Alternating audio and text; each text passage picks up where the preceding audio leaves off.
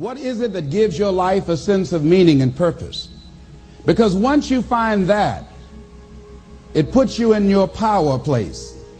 See, if you know what your life work is, I encourage you to start working on it. If you can't do it all at one time, do just a little bit of it.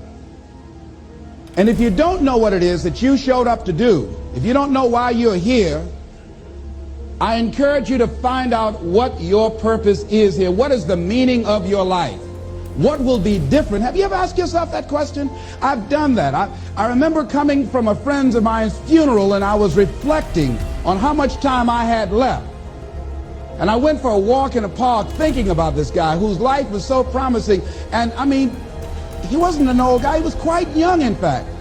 And I thought about all of the things that he said he was going to do, and he never got a chance to do those things. And I started thinking about my own life and how much time I had left to do the things that I would like to do. And at that time, I wasn't sure what my life purpose was, what my life's work was. I wasn't sure about it at that time. And I thought about it quite a lot. I had some idea, but I wasn't convinced, and I don't think I felt worthy. I didn't believe that it could be me to do this kind of work that I'm doing right now. And I say to you that if you begin to take a conscious effort to find out what it is that you're supposed to do, I say that it can literally save your life. I said that it can literally save your life. 85% of the American public, according to recent studies, are going to jobs that they hate, working on jobs that do not challenge them. They get sick thinking about going. Because, see, when you go to a job and you already know how far you can go, you can already see that proverbial glass ceiling. See, when you're going someplace and you already know how much you're going to make, you already know how far you can go, you're in a dead-end position. It erodes your self-esteem. It lowers your sense of yourself. It creates an inner turmoil. It creates an emptiness in you. So I say that your life is worth finding what it is that you're supposed to do. And I'm not saying quit your job. I'm saying find it and do just a little bit of it. Just start working at it just a little bit, but do find out what your work is and hold on to it, and don't let your dream go. Don't let it go. See, and here's something else I want you to begin to look at. Why is it that most people don't pursue their dreams or don't do better than what they're doing if they're capable of doing it? I think that many of us don't go the next step because we don't know what to do yet. And I say that the reason that we don't even explore the possibility of what to do is because subconsciously we don't believe that it can happen for us, and we don't believe that we deserve it. So here's what I'm suggesting. How much time do you spend working on you? How much time do you spend every day working on your dream? In the last 90 days, how many books have you read? In the last year, what new skill or knowledge have you acquired? What kind of investment have you made in you? So I'm saying that as you begin to look at where you want to go, if you want to make it today, and things are changing so fast you have to literally run to stand still, I'm saying that you've got to make some conscious effort to begin to work to develop you. Here's something else. Most people are not living their dreams because of fear, ladies and gentlemen. Fear, limited vision, and lack of self-esteem is what keep most people doing things they don't want to do. The same reason that people stay in relationships where they're abused or they're unhappy or it's unfulfilling. They can't see themselves beyond that relationship. They can't see themselves enjoying life without that person. They think that this is all that they can do. The same reason that people get stuck at a certain level in life. They can't see things being better for them. And they think that this is it and this is all they deserve. This is all they've ever seen. It's been passed on to them.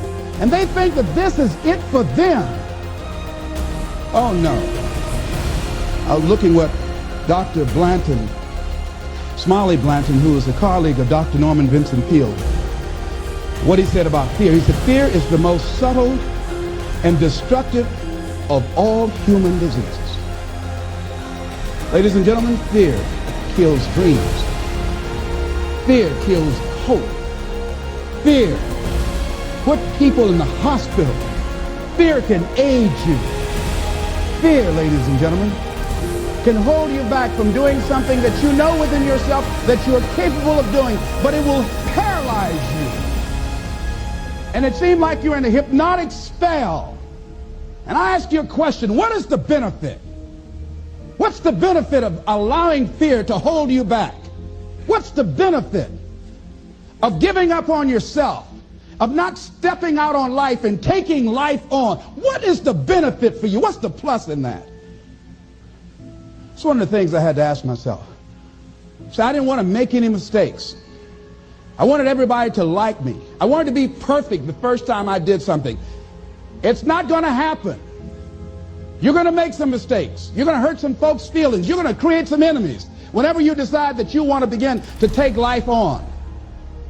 You've got to ask yourself, how long am I going to allow this to hold me back?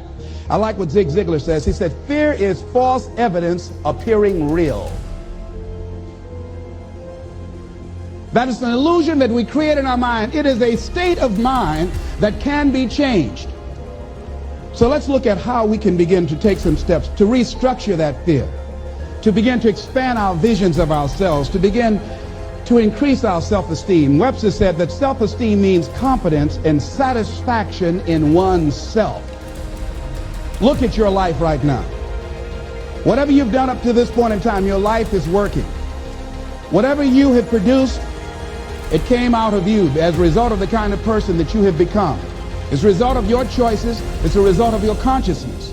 Now you have to ask yourself, are you satisfied with what you have produced? Is this what you want? Would you like for things to be better than this? Do you believe that you deserve better than this? Or are you content? This is it. You don't have to do anything else. That you already resign yourself in life. You say, well, I'm happy. I'm not starving like the people in Calcutta. Are you allowing yourself to get off the hook like that? Or do you believe somewhere in the back of your mind or in your heart that there's some other great work for you to do? There's something else that life has for you. And that's why you're here. How do we handle this fear factor? How do we increase our self-esteem? You have to begin to fortify yourself. How do we do that? I believe that you have to begin to consciously monitor your inner conversation and start talking to yourself. Start building yourself up. Sometimes the only good things you will hear about you are the things that you say to you. So I'm saying learn to be your own booster. Start building yourself up. Start encouraging yourself. Start saying, I can do this. I can make this happen. When I started thinking about becoming a speaker, I said, yes, I can do this. I can make this happen. When I start trying to convince myself I can be a businessman after flopping and failing and losing thousands of dollars and feeling stupid and dumb and having people take advantage of me because of what I didn't know. I had to talk to myself because people were saying to me that I was dumb. And somewhere in the back of my mind, I was saying, you're right. Look at what I've done. I had to say, no, Les. Hey, come on, man. Get yourself together. You can handle this. You just haven't figured it out yet. It's all right. This is your training period. This is the tuition you have to pay for what you don't know. You can do this. Other people have done it. It doesn't take an Einstein. Get you some people that can teach you some stuff that you don't know. Get you some people that have done it successfully and learn from them. Take some seminars, workshops, read some books on how to manage a business. Change the way you see yourself and begin to tend to the personal details. Understand that nobody's going to take care of your business better than you. And when I start changing that kind of mindset of beating myself up because of my mistakes and start looking at the possibility of my doing better, of my making the adjustment that would enable me to do what I want to do successfully, things begin to change. And I say, stop beating up on yourself. You do it. I know you do it. I've done it. It's a natural inclination for us to put ourselves down. See, we are born negative, I think, in a negative consciousness because we live in a negative world. Here's some other things, ladies and gentlemen. Begin to guard your mind against negative programming, like turn off the television. Don't watch the news. So you've got to guard the kinds of things that you put in your mind. See, if you don't program your mind will be programmed, because human beings are goal-oriented. That's why we die of broken hearts early. That's why we're running through life to early grades. We're going through life, ladies and gentlemen, and I think that Henry David Thoreau said that most men live in quiet desperation. Most of us go through life running scared. So we created this in our minds, false evidence appearing real. We made it real in our minds. That's why Churchill said there's nothing to fear but fear itself. That's the destructive monster. So turn off things that can contribute to your fear. Turn a deaf ear to people that all they can do is talk about how negative things are, because they have bought into the consciousness of the world. Start attending workshops, seminars, listening to tapes on a daily basis to begin to recondition your mind, to retrain your thinking. Faith comes by what? Hearing and hearing and hearing. Listen to things that can empower you, that can enable you to create a new reality for yourself, and a new life for yourself. You might appear to be strange around most people. You know, most people think you're strange if you're happy today. See, these people have not found their purpose in life. That's why they're grumpy. That's why they're miserable. That's why they're so negative. They're hurting and they want to hurt other people. So start practicing using programs for your mind. Seminars, books, workshops. Keep a journal. Record your thoughts. What's happening with you? Every day when you get up, have a journal near you. See, ladies and gentlemen, we get 3 to 4 thoughts a year that if we would act on those thoughts, they could change our life. What idea are you sitting on? Write your ideas down. And then, once you get that idea, take the leap. Take the leap. See, it's out here in the universe. If you don't take the plunge, I guarantee you, somebody else will. Take the plunge. Go into action. And ladies and gentlemen, you will be surprised how things will come together.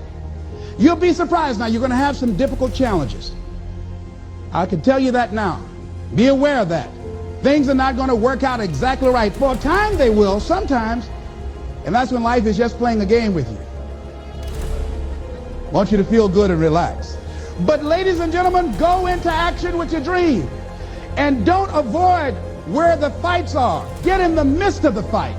Get knocked down so you can learn how to fight, so you can hold your position. See, most people don't get out in the arena of life because they don't want to fight. Most people don't get out there because they don't want to get knocked down. They don't want to be dropped to their knees. But see, you're going to be dropped whether you're on the field or whether or not you're sitting on the sidelines. You're going to be dropped. So at least get dropped for something. See, that's how most people are spectators in life. You don't want to be a spectator.